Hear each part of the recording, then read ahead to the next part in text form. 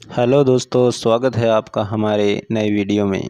दोस्तों, वास्तुशास्त्र के अनुसार पूजा घर हवन का सबसे मुख्य स्थान होता है। इस स्थान से हमें सकारात्मक ऊर्जा प्रदान होती है, इसलिए हमें भवन में पूजा घर का निर्माण करते समय हमें वास्तुशास्त्र में बताए गए महत्वपूर्ण नियमों का पालन अवश्य करना चाहिए। पूजा घर को हम अपने परिवार के रीति रिवाज के अनुसार सजाते हैं। इसमें अपने आराध्य देवी देवताओं को रखते हैं। परिवार यदि बड़ा है तो जाहिर है सभी के अपने अपने प्रिय देवी देवता होंगे और परिवार का हर व्यक्ति अपने प्रिय आराध्य की प्रतिमा यहाँ वहाँ से ढूंढकर लाता है और उन्हें मंदिर में स्थापित करता है। इसे पूजा घर में देवी देवताओं की संख्या बढ़ जाती है, परंतु यह एक गलत बात है। पूजा घर में देवताओं की संख्या सीमित होनी चाहिए, जिसे पूजा करने में आसानी हो सके। और भी कई ऐसी गलतियां हैं जो अक्सर जाने अनजाने में हो जाती है और उन्हें नज़रअंदाज करने पर हमारी पूजा अर्चना का सही फल नहीं मिल पाता। इसलिए पूजा घर में कुछ नियमों को अवश्य ध्यान में रखना चाहिए, जिसे अपनी आराधना का सही फल मिल सके। आइए जान लेते हैं पूजा घर से संबंधित महत्वपूर्ण वास्तु नियम। सबसे पहले गलती जो अक्सर हमसे हो जाती है वो है मंदिर को अस्वच्छ रखना। हमें मंदिर को कभी अस्वच्छ नहीं रखना चाहिए।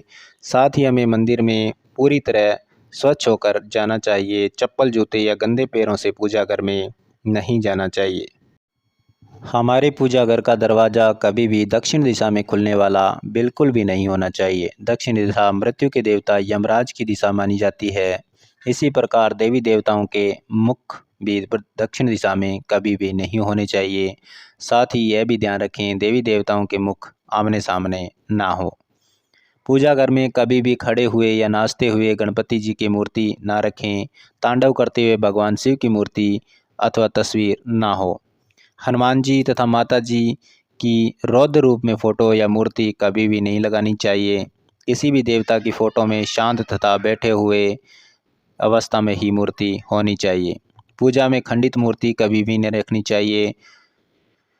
किसी जीवित या मृत व्यक्ति की तस्वीर देवताओं के साथ न लगाएं, यह बिल्कुल भी शुभ नहीं मानी जाती। लोग साधु संतों की तस्वीरें अथवा मूर्ति पूजा घर में भगवान के पास रख देते हैं। वास्तुशास्त्र में ऐसा करना शुभ नहीं माना गया है। पूजा घर में एक देवता की मूर्तियां एक से अधिक नहीं होनी चाहिए। साथ ही इन तस्वीरों की ऊंचाई 4 या 5 इंच से ज़्यादा नहीं होनी चाहिए। जहां तक मंदिर में शिवलिंग रखने का प्रश्न है, घर के मंदिर में 2-2 इंच बड़ा शिवलिंग नहीं रखना चाहिए। यदि आपके अपने घर में मंदिर में बजरंगबली हनुमान जी की मूर्ति रखनी है तो बाज़ार से खरीद कर ऐसी मूर्ति लाइए जो बैठी अवस्था में आशीर्वाद देती हुई हो। घर के मंदिर में रखी जाने वाली देवी देवताओं की मूर्तियां या तस्वीर प्रशंसित होनी चाहिए। मंदिर में रखी गई मूर्तियों के बीच में कुछ दूरी अवश्य ही होनी चाहिए। घर के मंदिर में माता काली, भैरव जी और शनि देव की मूर्ति रखना वर्जित है। हमारे प्राचीन हिंदू शास्त्रों में 5 देवता की प्रतिमा पूजा बताई गई है, इसलिए प्रत्येक घर में मंदिर में इन 5 देवताओं की मूर्ति अवश्य ही होनी चाहिए। मंदिर में सूर्य देव की तस्वीर अवश्य लगाएं। गणेश जी भगवान, विष्णु जी, माता पार्वती और भगवान शिव, इन 5 देवताओं की पूजा घर में अवश्य होनी चाहिए, तभी वह पूजा घर संपूर्ण होता है। शास्त्रों में यह भी वर्णित है पूजा घर में देवी देवताओं की प्रतिमा हमारे अंगूठे से बड़ी नहीं होनी चाहिए।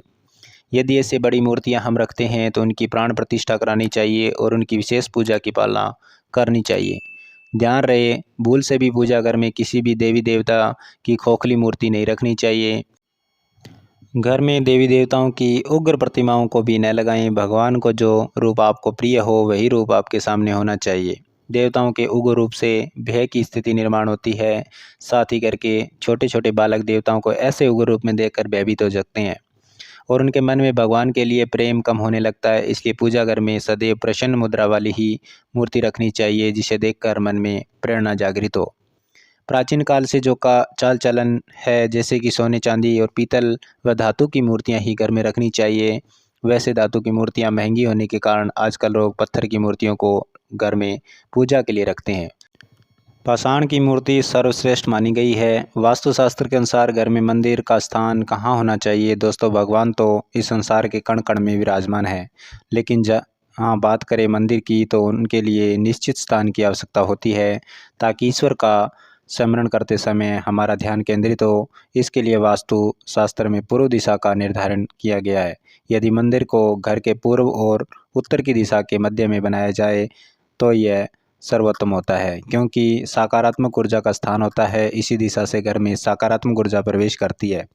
लेकिन ध्यान रहे, आपके घर का मंदिर वॉशरूम और शौचालय से दूरी पर होना चाहिए, क्योंकि वॉशरूम और शौचालय नकारात्मक ऊर्जा का संचार है।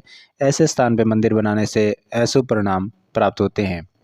पूजा करते समय नकारात्मक ऊर्जा आपको प्रभावित कर सकती है।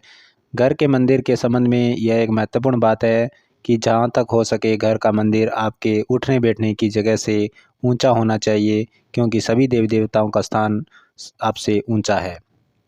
यदि पूजा के स्थान के लिए घर में एक अलग ही कमरा दिया जाए तो सर्वोत्तम होगा। देवी देवताओं की मूर्तियाँ, पूजा सामग्री एवं अन्य पुस्तकें आदि अपने अपने स्थान पर रखी होनी चाहिए। कभी कभी ऐसा देखा जाता है कि लोग लापरवाही में पूजा स्थान पर वस्तुओं को बिखरा कर रखते हैं। यह वस्तुएं हमारी पूजा में बाधा निर्माण करती है। घर के मंदिर में माचिस की तिल्ली बिखरी हुई व जली हुई नहीं होनी चाहिए।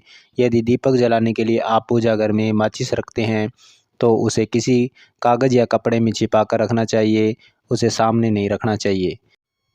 दीपक जलाने के बाद बुझी हुई माचिस की तीली को इधर उधर नहीं फेंकना चाहिए। ध्यान रहे, पूजा घर में लाइटर आदि चीज़ों का प्रयोग दीपक जलाने के लिए भूल से भी न करें। तो दोस्तों, इस प्रकार से अब आप वास्तुशास्त्र के नियम का पालन करके सकारात्मक ऊर्जा निर्माण कर सकते हैं। उम्मीद है दोस्तों आपको ये जानकारी अच्छी लगी होगी। तो वीडियो को लाइक कीजिए और कमेंट कीजिए, और कमेंट में जय श्री कृष्णा लिखना न भूलें।